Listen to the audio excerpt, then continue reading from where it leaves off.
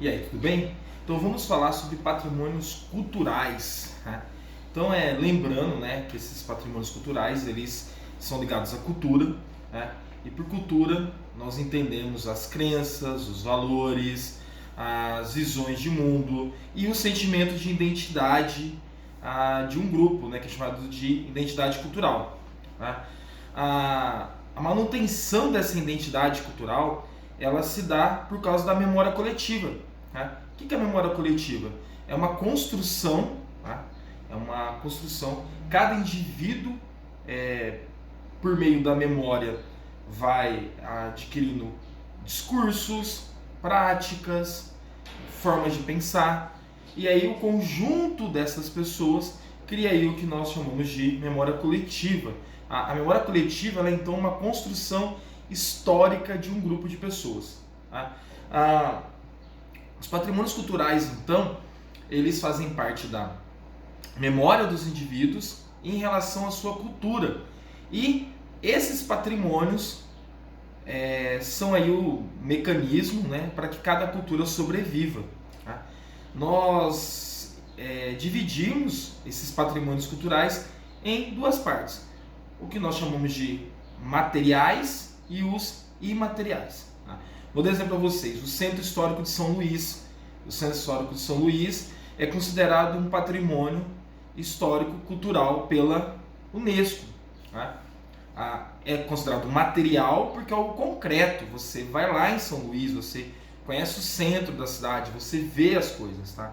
Então, esse que é pego, que é visível ali, é o olho quando você vai, isso nós chamamos de material, tá? Patrimônio cultural material. Depois tem também o patrimônio cultural imaterial. Por exemplo, a capoeira, né? A capoeira é uma dança barra luta que era utilizada, tá? Como pelos pretos, tá? Como forma de resistência à escravidão, tá? A capoeira é um patrimônio histórico-cultural também reconhecido pela Unesco, né? Mas que diabo é essa Unesco então? A Unesco ela faz parte da ONU e é um órgão da ONU que fica responsável de cuidar da educação, da ciência e cultura, tá? E ela cria então, quando um ambiente, né, é determinado como patrimônio cultural, ou seja, quando algo material é tido como patrimônio cultural ou algo imaterial, uma dança, uma língua, um tipo específico de arte, a Unesco passa então a criar políticas para salvaguardar essa cultura, esse patrimônio, tá? Guarda aí então, salvaguardar seria a manutenção. Então assim, a Unesco, por meio de recursos, preserva esse patrimônio para que, preservando esse patrimônio, a identidade cultural daquele lugar seja preservado também. Então, por exemplo, nós temos aqui as cidades de Ouro Preto e Rio de Janeiro são consideradas patrimônio cultural. O Centro Histórico de Olinda, de Diamantina, de Salvador também são considerados patrimônios culturais pela Unesco. Brasília, né, o plano piloto lá de Brasília é considerado patrimônio cultural pela Unesco, tá? O Parque Nacional da Serra da Capivara, o Parque Nacional de Iguaçu e aí vários outros lugares são considerados patrimônios culturais pela Unesco. Esses que eu citei até agora, todos são patrimônios culturais materiais. A Unesco também tem os imateriais. E aí ela traz a seguinte descrição que eu vou ler aqui para vocês. Ó. O patrimônio material, cultural, imaterial ou intangível compreende as expressões de vida e tradições que comunidades, grupos e indivíduos em todos os países do mundo recebem de seus ancestrais e passam seu conhecimento a seus descendentes. Então, ou seja, a cultura imaterial é uma forma também de passar conhecimento de geração para geração. Tá? Então, por exemplo, o samba de roda do Recôncavo Baiano é um patrimônio cultural reconhecido pela Unesco. Nós temos a pintura corporal da arte gráfica da tribo Uajapi, tá? Também é considerado um patrimônio cultural pela Unesco. O frevo, o Cristo de Nossa Senhora de Nazaré em Belém, né? E a capoeira que eu já falei para vocês, tá? Vou mostrar um negócio bem interessante para vocês aqui. Vou dar exemplo de patrimônio imaterial. Os ciganos, entre as práticas de preservação da cultura deles, eles têm a leitura de mão e a leitura de cartas. Tá? E é bem interessante que nas cartas ciganas, do baralho cigano, você vendo o baralho cigano, estudando o baralho cigano, as interpretações que os ciganos dão, a gente consegue entender um pouco da história dos ciganos, ou pelo menos da forma que eles contam a história deles. Eu estou aqui com um baralho cigano, eu só vou separar aqui a carta precisa aqui, vou mostrar para vocês terem noção de como que a cultura, o estudo da cultura é algo interessante. Por exemplo, essa aqui é a carta do baralho cigano, que representa a origem dos ciganos. Segundo os ciganos, eles surgiram no Egito e eles brotaram da terra. Aqui está eles brotando da terra. Depois que eles brotaram da terra ali, os egípcios teriam feito eles de escravos. E quando eles fogem do Egito, eles fazem um acordo de nunca aceitar ninguém para ser chefe deles, para ser líder, para que eles não voltassem a ser escravizados.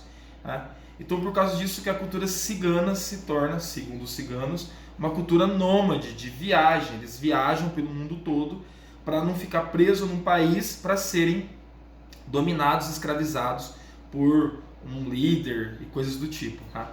Então, assim, dei esse exemplo aqui da cartinha para vocês entenderem como que a cultura explica a origem de um povo. E alguém pode dizer o seguinte: mas a cultura material é mais importante do que a imaterial, do que dança, do que jogo de baralho, né? Será? Vou dar um exemplo. Se a gente agora estivesse aqui olhando lá no globo, lá, para os países que falam língua portuguesa, né? A lusofonia, tá?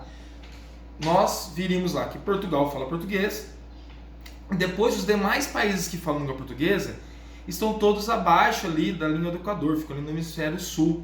Por quê? Porque Portugal, quando foi império, colonizou países dessa faixa aí do globo terrestre. E isso explica então o porquê que Brasil, Angola, Moçambique e por aí afora, os países que falam língua portuguesa estão nessa região. E aí, todos esses países que falam língua portuguesa criaram o que é chamado de Comunidade País da Língua Portuguesa, tá? O CPLP. Tá? E a língua portuguesa é um patrimônio imaterial. Esses países, principalmente os países africanos, eles olham para o Brasil com respeito, eles olham para o Brasil como se o Brasil tivesse sido o país que deu certo. Eles vejam o Brasil como exemplo. O Brasil foi a primeira colônia de Portugal a ter independência e serviu como exemplo para as outras colônias de Portugal espalhadas pelo mundo. Então, esses países aqui, esses lugares aqui onde ainda é falada a língua portuguesa, pelo contato que eles têm com a nossa língua, com a nossa música, com a nossa dança, com as nossas expressões artísticas, essas pessoas elas se sentem conectadas com o Brasil. E aí mostra então a importância que o Brasil tem para esses países, a importância que o Brasil tem no cenário mundial. Tá? Então assim, Olinda é top pra caramba, Rio de Janeiro é top pra caramba, mas não é isso que modifica o estilo de vida das pessoas lá na África, por exemplo. O que faz eles olharem para a nossa cultura e quererem ser diferentes e quererem imitar a nossa cultura tem relação com a nossa língua, pela facilidade que eles têm de entender o que nós falamos e de entender como que o nosso país foi concebido e chegou até o ponto que é agora. Tá? Então a cultura imaterial é muito, muito importante. Para hoje, para vocês guardarem aí para os vestibulares, Enems da vida, guardem a palavra salvaguardar, tá? Salvaguarda, tá? Que seria assim: quando algo é colocado como patrimônio cultural, ele tem uma manutenção, a busca para ter manutenção daquilo, porque A manutenção do patrimônio cultural de um lugar é a manutenção de sua história, é a manutenção de sua identidade. Então por isso a importância da cultura. A cultura, ela quer dizer com a nossa identidade. Ah, eu não posso ter acesso à cultura de outros lugares? Pode, deve, precisa, para abrir sua mente. Você não pode esquecer sua cultura. Você não pode deixar sua cultura morrer. Tá? Você não precisa ser cristão, você não precisa ser católico para reconhecer a importância do CRIO de Nossa Senhora de Nazaré, por exemplo. Você não precisa ser capoeirista, esportista, para ver a importância que tem a capoeira no país. Tá? Você não precisa ser de Olinda, de Salvador, do Rio de Janeiro, para buscar preservar esses lugares. Porque esses lugares contam a nossa história. Viajar para essas cidades, olhar para essas expressões culturais e artísticas que nós temos no nosso país, dizem muito sobre nós. Vamos dar exemplo de Aparecida Taboado. Tá? Alguém consegue desvincular Aparecida do Taboado da festa do peão, tá? E da música que viralizou com o nome da cidade? Não tem como. Tá? Toda vez que a gente for falar de Aparecida do Taboado para as pessoas, automaticamente entra a festa do peão e entra a música que fala o nome da cidade. Você necessariamente não precisa gostar de festa de peão, não precisa nem concordar com a festa de peão, e tampouco com música sertaneja. Tá? Mas você precisa saber sobre isso, tá? Para você entender a história do seu lugar. Tá? Então, assim, entender a cultura de um lugar e preservar a cultura de um lugar é preservar a sua identidade. Tá? Um abração e até os próximos temas.